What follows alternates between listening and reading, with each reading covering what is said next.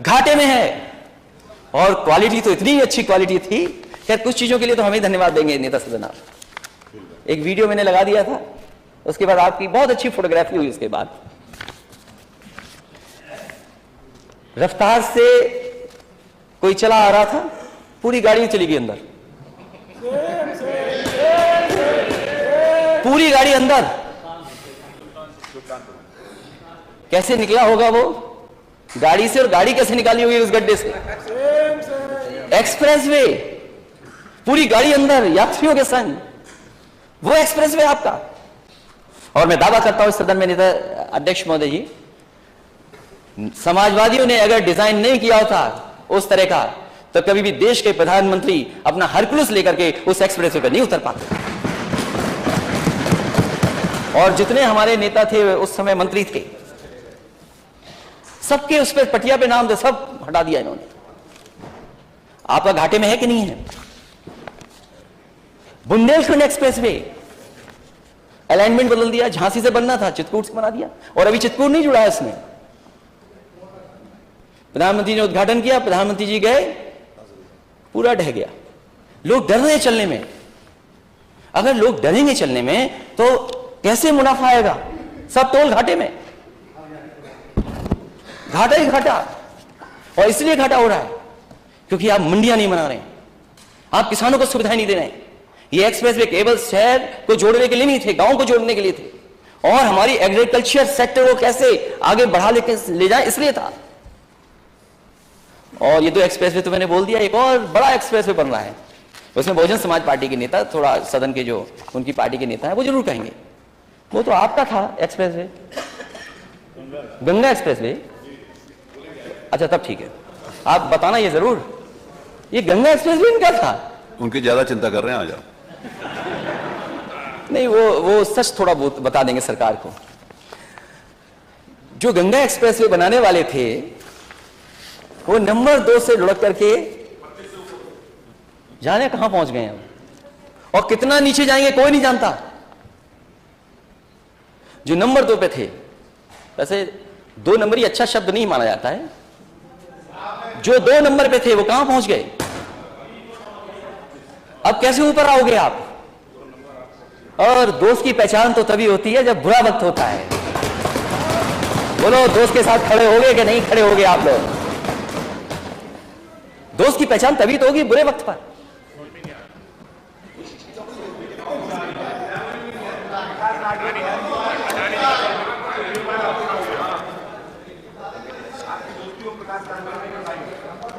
देखिए, उनकी दोस्ती तो चलती है, आपके साथ भी हमारे, वो सरकार के संग दोस्त रहते हैं।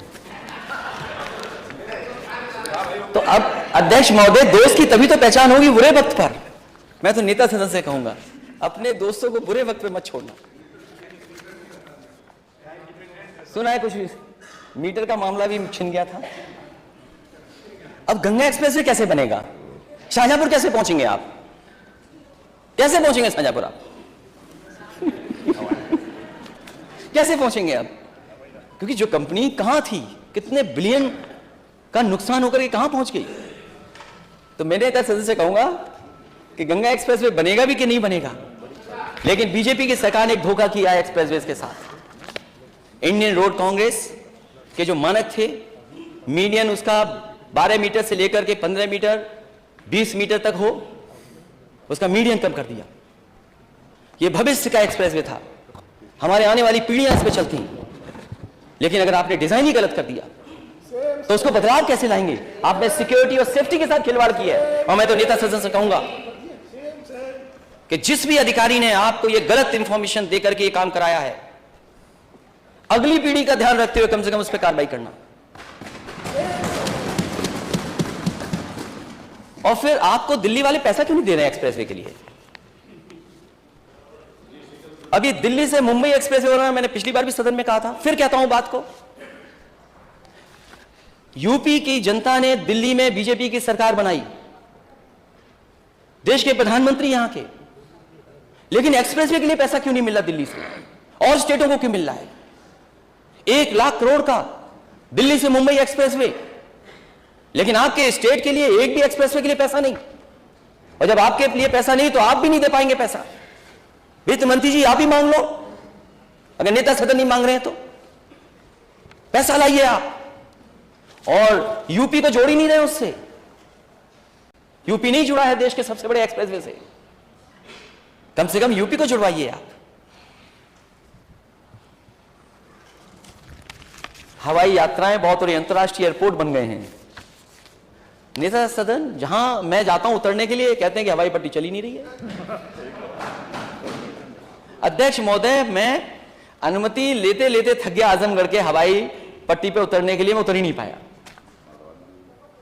हवाई जहाज से ये नेताजी ने बनवाई थी, उसके बाद एक्सपेंशन हमने किया और 5 साल से नहीं चालू हो रहा, क्योंकि वो एयरपोर्ट की सूची में है। ये बात मैं इसलिए कह रहा हूं,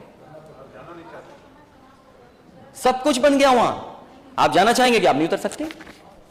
मुरादाबाद भी पुराना समाजवादी नेताजी के समय की देन थी, आज भी नहीं उतर सकते आप उस पे। और आजमगढ़ में आप दे रहे हो इतना बढ़िया एक्सप्रेसवे दिया है, जहां सड़क पर हवाई जहाज उतर जा रहे हो, वहां क्यों लोगों किसानों को परेशान कर रहे हैं आप? बनाना है नहीं आपको, क्यों बना रहे हैं आप? केवल किसानों को परेशान करने के लिए ये बना नहीं रहे, ना नोटिफिकेशन है ना बजट है उसके लिए। चित्रकूट की हवाई पट्टी, नेता मैं हमारे माननीय सदस्य बार बार कह रहे हैं, मैं अध्यक्ष महोदय कहना चाहता हूं, ये आजमगढ़ की नई हवाई पट्टी बनाए, नया एयरपोर्ट बना रहे हैं, केवल किसान को परेशान करना चाहते हैं। उतनी ही हवाई पट्टी पर उतर जा रहा है तो भी नहीं माने, पता नहीं कौन सा एयरपोर्ट बनाना चाहते हैं आप। चित्रकूट का क्या बना लिया आप? क्या चित्रकूट का बन गया? 5 साल से नहीं कोई उतर पाया। एक हवाई पट्टी बनी रसूलाबाद में, एक बार हवाई जहाज उतरा बस, और उसमें भी कुछ उद्योगपति भेजे सरकार ने, कहा कि यहां बहुत बड़ा इन्वेस्टमेंट होगा, बहुत कारोबार बढ़ेगा। उसके बाद कभी दोबारा नहीं उतरे जाकर के वहां। किसकी देन है ये सब हवाई पट्टियां बनाना?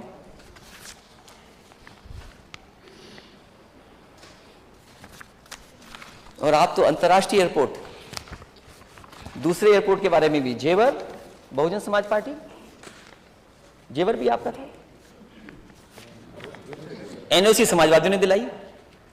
समाजवादी पार्टी की सरकार में हम दूसरी चाहते थे, एक और एनओसी मिल जाए हिरनगांव में, लेकिन बीजेपी की सरकार दिल्ली में थी, उन्होंने एनओसी नहीं लेने दिया, हमें एनओसी नहीं लेने दिया, दिया ही नहीं एनओसी। आपने भेदभाव किया उस समय, अगर भेदभाव न किया होता तो एक और आगरा को एयरपोर्ट बन गया होता, मिल गया होता। कानून व्यवस्था पर जीरो टॉलरेंस, कानून व्यवस्था पर जीरो टॉलरेंस है आपकी। ईज ऑफ डूइंग बिजनेस तो कितनी है, लेकिन ease of doing crime Uttar Pradesh में लगातार बढ़ रहा है। जो घटना अभी हुई हाल में, अगर एडमिनिस्ट्रेशन जागरूक होता और एडमिनिस्ट्रेशन अगर न्याय देता और न्याय के लिए काम करता, तो शायद मां बेटी को इस तरह जलाया नहीं जाता। कोई कल्पना कर सकता है कि सरकार $1 ट्रिलियन की इकोनॉमी का सपना देखे और उसी प्रदेश में मां बेटी को जला दिया गया हो, प्रशासन भाग गया हो, जिस प्रशासन की जिम्मेदारी थी बचाने की, जो अधिकारी मौके पे थे, आखिरकार प्रशासन भाग गया, बुलडोजर चला दिया, मां बेटी जलती रही। न केवल गांव के लोगों ने बल्कि आसपास के लोगों ने, और उस बुजुर्ग पिता ने, पति ने अपने सामने बेटी और पत्नी को जलते देखा। ये सरकार है आपकी, ये वो काम है बुलडोजर का। याद रखिए, बुलडोजर में दिमाग नहीं होता, वो कैसे देखेगा कहां जाना है उसको। चलाने वाले ने, किसने फैसला लिया था कि जाओ चला दो?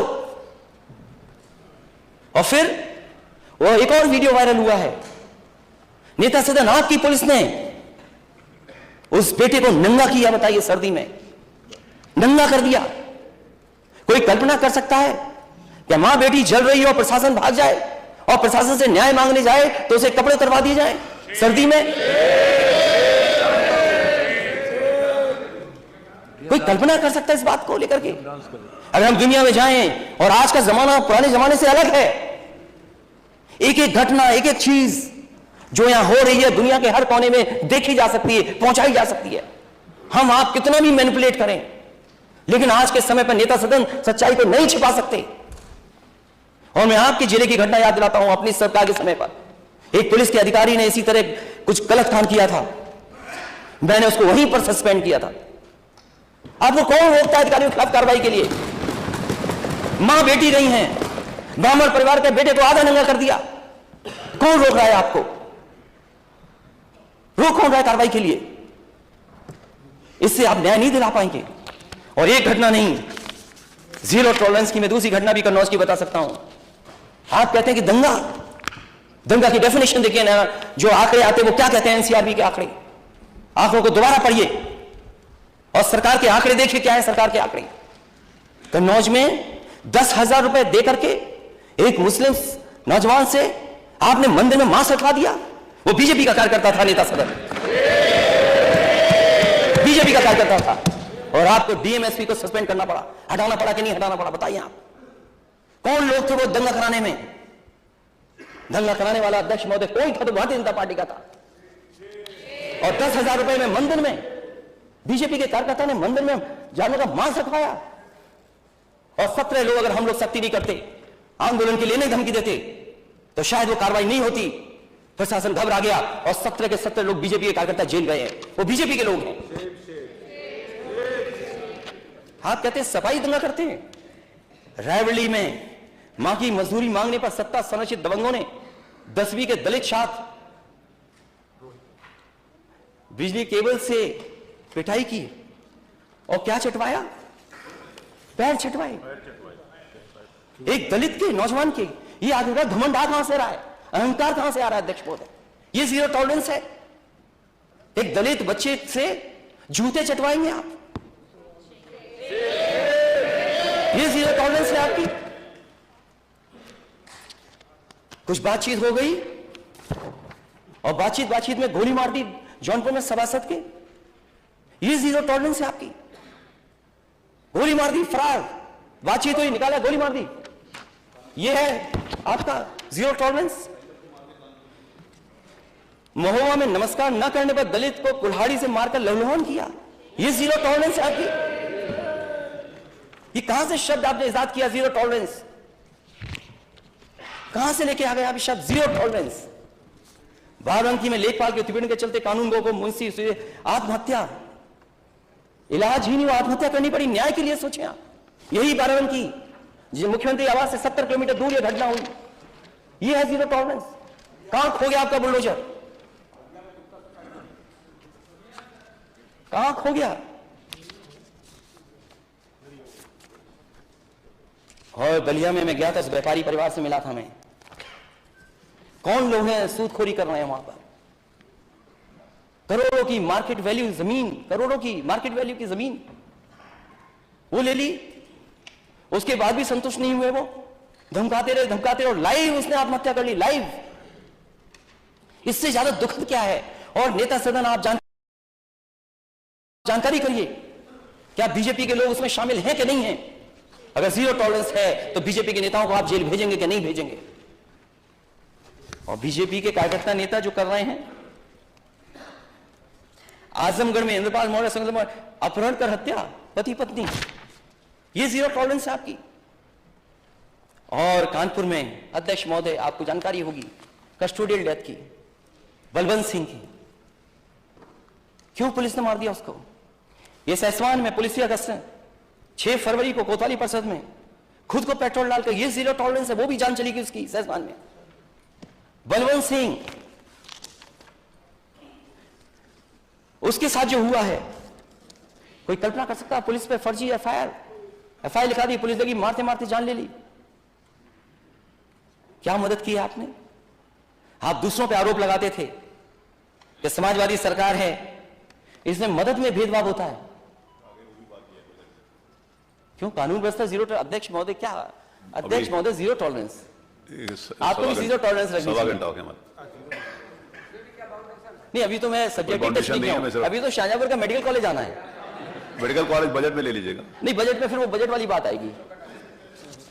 तो ठीक है अध्यक्ष महोदय, अब चाहते हैं कि मैं खत्म कर दूं, हालांकि मुझे भी लगता है मैंने समय गवर्नर से ज्यादा ले लिया, गवर्नर साहब से ज्यादा ले लिया है, इतना नहीं नहीं, लेना। आपकी इच्छा है, मैं आपसे सिर्फ रिक्वेस्ट कर सकता हूँ, आपकी आगे इच्छा मैं आपसे रिक्वेस्ट कर सकता हूँ, समय सिर्फ याद दिला रहा हूँ, बाकी आपकी मर्जी है। तो बलवंत सिंह,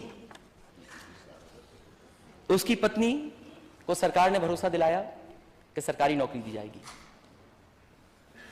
वहां के परिवार के सदस्यों ने मांग की थी कि 1 करोड़ की मदद होगी। नेता सदन भारतीय जनता पार्टी का कोई नेता ऐसा नहीं जिसने जनता में यह भाषण न दिया हो कि समाजवादी सरकार में मदद में भी भेदभाव होता था। मैं आपसे कहता हूं, बलवंत सिंह की मदद कीजिए, आप उसके परिवार की मदद कीजिए, आप कोई भेदभाव नहीं है। और जितनी भी कस्टोडियल डेथ हुई उनकी मदद कीजिए, आप 1 करोड़ दीजिए उसको। क्यों नहीं दे रहे हैं आप उसके परिवार को? क्योंकि वो कानपुर का रहने वाला है, इसलिए नहीं दे रहे हैं आप? सरकारी नौकरी आप उसकी पत्नी को वादा करके आए आपके नेता, सरकारी नौकरी नहीं देंगे आप?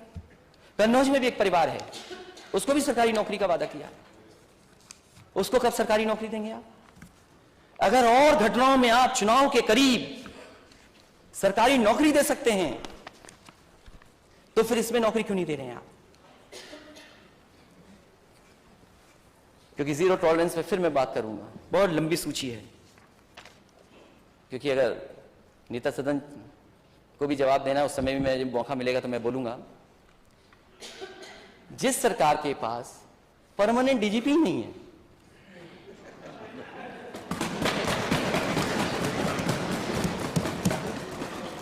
हम विपक्ष को टॉलरेट कर लेंगे थोड़ी देर के लिए। मैं नेता सदन से जानना चाहता हूं कि आप डीजीपी परमानेंट क्यों नहीं बनवा पा रहे हैं? क्या वजह है? क्योंकि वो वोटर हमारे हैं, क्योंकि वोट वो मुझे देते हैं जिताने के लिए, इसलिए? अभी पता नहीं लगा कितने वोट से जीते। अभी नेता सदन वहां क्या कहते, पेंडुलम।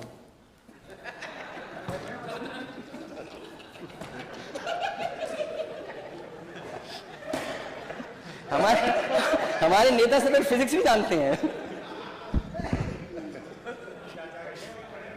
नहीं तो अब तो साथ है ना, देखिए ना, और आपका आशीर्वाद मिलता रहे। ऐसे अध्यक्ष महोदय, परमानेंट डीजीपी नहीं आपके पास। एक दिन मैं जानबूझ करके गया पुलिस हेडक्वार्टर में, क्योंकि समाजवादियों ने बनाई और वर्ल्ड क्लास इंफ्रास्ट्रक्चर दिया। जो भी डीजीपी आए, जो भी होम सेक्रेटरी आए, दूसरे स्टेट के और वरिष्ठ अधिकारी आए, उन्होंने खुद तारीफ की है, महसूस किया उन्होंने कि पुलिस के पास ऐसे इंफ्रास्ट्रक्चर होना चाहिए। और ये बात नेता सदन जानते हैं लेकिन स्वीकार नहीं करेंगे। मैं जब गया हुआ, दिन के 12 बजे तक पूरी पुलिस सो रही थी। मैं अंदर बैठा, कोई अधिकारी नहीं वहां पर। सोचिए, पुलिस हेडक्वार्टर में कोई अधिकारी ना हो, इससे बड़ा दुर्भाग्य क्या हो सकता है? जो स्टेट जीरो टॉलरेंस है आपकी, और वो भी टेम्परेरी डीजीपी, टेम्परेरी, जिसका नाम नहीं लिखा जाएगा। मैं आपको अपने तरफ से सुझाव देता हूं, एक हमारे भी समय पर थे जो आपने किसी पद पर बैठाया था, वो इंटेलिजेंस के अधिकारी थे, न जाने क्या क्या बताते थे आके। इसलिए इन लोगों से बचना, इन लोगों से बचिए आप। और जो नेता सदन, मुख्यमंत्री जी, आप अपना परमानेंट डीजीपी नहीं बना सकते, वो स्टेट को लॉ एंड ऑर्डर नहीं दे सकता, नहीं दे सकता लॉ एंड ऑर्डर। और वो एनसीआरबी के आंकड़े देख लीजिए, महिलाओं के खिलाफ क्या है घटनाएं हैं। मैं अगर पढ़ दूं तो बहुत समय लग जाएगा अध्यक्ष महोदय। कितनी घटनाएं हुई महिलाओं के ऊपर, घटनाओं में उत्तर प्रदेश नंबर 1 है, number 1। Crime against women number 1 है स्टेट। और ये कोई आंकड़े हमारे नहीं हैं, ये हमारे आंकड़े नहीं हैं, एनसीआरबी के आंकड़े जो आप आंकड़े देते हैं। आप स्टेट कहां खड़ा है, कहां खड़ा है स्टेट? ये एनसीआरबी के आंकड़े हैं। यूपी सबसे आगे, नंबर 1 है यूपी, महिलाओं के ऊपर अन्याय अत्याचार होने पर नंबर 1 है, नंबर 1। और घटनाओं में रेप में नंबर 3 पर है। यूपी में 3 साल में 10 क्राइम, नंबर 1 है हम लोग। कहां खड़े हैं हम लोग महिला अपराध में? यूपी में रोज 153 महिलाओं से होती है हिंसा, रेप, छेड़खानी, पिटाई। एनसीआरबी के आंकड़े बता रहे हैं, ये हम नहीं बता रहे हैं, और ये एनसीआरबी के वही आंकड़े हैं जो आपकी तरफ से जाते हैं। कोई विपक्ष नहीं भेजता ये आंकड़े, और एनसीआरबी के आंकड़े देख करके आपको खुद दुख होता होगा।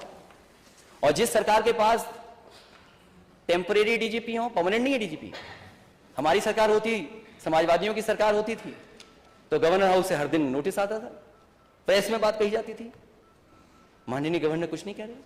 अब तो कुछ नहीं कहा जा रहा है। गवर्नर के ऊपर विधानसभा में गवर्नर के ऊपर कोई अच्छा नहीं कहेंगे, इंगित करके नहीं कहा जा सकता। मैं अब नहीं वो शब्द वापस लेता हूं, गवर्नर पे कहा हो, लेकिन उस समय रात वहां से आवाज आती थी, बगल से विधानसभा की से, अब आवाज ही नहीं आती। और मेडिकल कॉलेज शाहजहांपुर का, मंच पे आप भी थे, उस समय के स्वास्थ्य मंत्री वो भी थे। पहला मेडिकल कॉलेज का दिल्ली और उत्तर प्रदेश सरकार का शिलान्यास हुआ था उस समय। वित्त मंत्री हैं आप, स्वीकृत पद है 21, हैं कितने वहां पर अभी? असिस्टेंट प्रोफेसर स्वीकृत पद कितने हैं कहां, कितने हैं वहां पर? एडिशनल प्रोफेसर स्वीकृत पद कितने हैं कितने वहां पर? Junior resident, tutor, PG, non PG, स्वीकृत पद 72, और हैं कितने? 60। प्रोफेसर 21, हैं कितने? 9। असिस्टेंट प्रोफेसर 31, हैं कितने? 6। एडिशनल प्रोफेसर 33, हैं कितने? सीनियर रेजिडेंट 36, 18 हैं। अगर वित्त मंत्री के अपने क्षेत्र में यह हालत है मेडिकल कॉलेज की, जहां एमआरआई और मशीनें नहीं उपलब्ध, बजट क्या पर्याप्त है, तो सोचो प्रदेश के और मेडिकल कॉलेजों का हाल क्या होगा।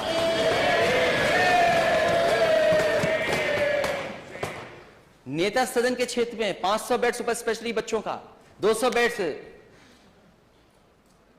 उसके लिए बजट, और जो टीचर्स प्रोफेसर्स की पुरानी मांग रही कि उनको सुविधाएं मिलनी चाहिए पीजीआई जैसी, आप कितने मेडिकल कॉलेजेस को दे रहे हैं?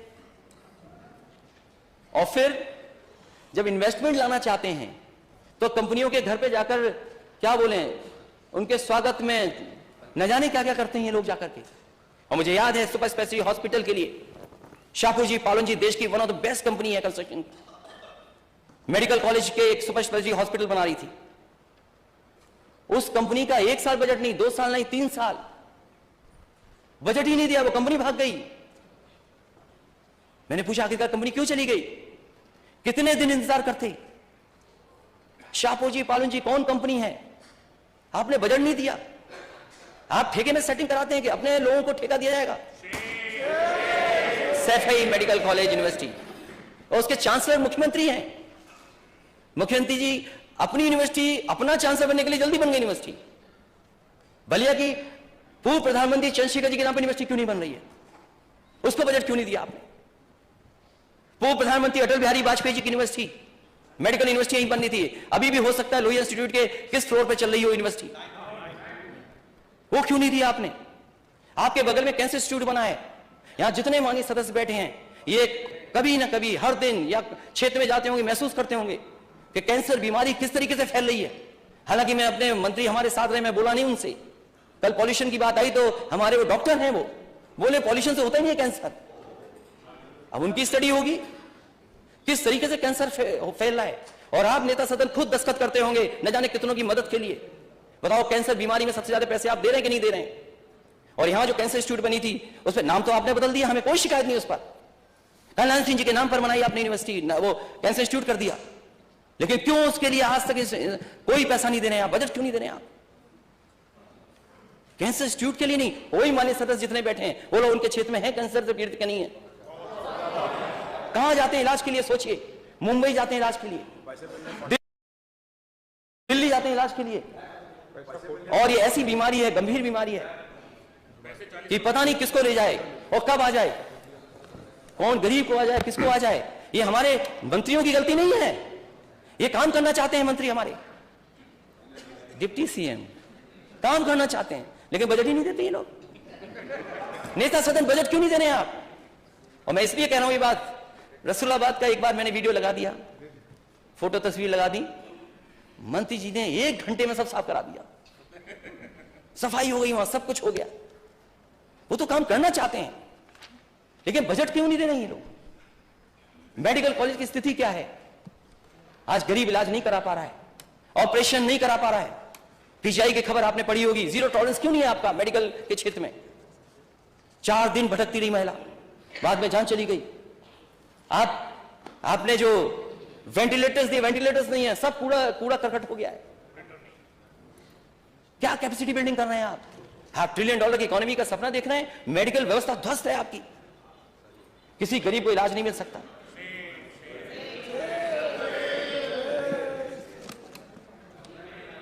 चलिए, धन्यवाद। इसलिए अध्यक्ष महोदय, बहुत सी बातें मुझे कहनी थी, बहुत लंबा मैंने बोल दिया, फिर भी बहुत सी बातें यूपी की रह गई हैं। बेरोजगारी रह गई, आज नौजवान को रोजगार नहीं है ना नौकरी है। ये केवल स्टार्टअप में लगे, स्टार्टअप क्या कर रहे हैं? Startup, skill development. अरे अपनी स्किल का भी डेवलप कर लो। मुझे तो ऐसा लगा अध्यक्ष महोदय, डर गया मैं शुरू में। नेता सदन 2:30 बजे तक रात को समीक्षा करना है अधिकारियों की, रात के 2:30 बजे, 2 बजे, 2:30 बजे, 3 बजे तक जगने वाले नेता सदन ने उत्तर प्रदेश की यह हालत कर दी। मेडिकल कॉलेज 45, इलाज नहीं गरीब को, भटक रहा है गरीब। आप लखनऊ के सभी मेडिकल कॉलेज अस्पतालों की देख लीजिए ओपीडी क्या है, और आपका बजट नहीं तो चल दिए पीपीपी करने के लिए। ये पीपीपी क्या होता है? ये पीपीपी क्या है? मेडिकल में पीपीपी, ये आपकी जिम्मेदारी है, सरकार की जिम्मेदारी है स्वास्थ्य की सेवाएं। नेता सदन, मैं आपके खेल के बारे में नहीं कुछ बोलना चाहता, देखिए एक गाना याद आ रहा है उनको, फिर हो जाए मैच एक दिन एक आना में ही क्रिकेट का। नेता सदन देखें कितने टप्पे के बाद बॉल पे बैट मारते हैं। और मैं आपको बता दूं, नेता सदन जितनी बॉल फेंकोगे उतने छक्के मारूंगा मैं।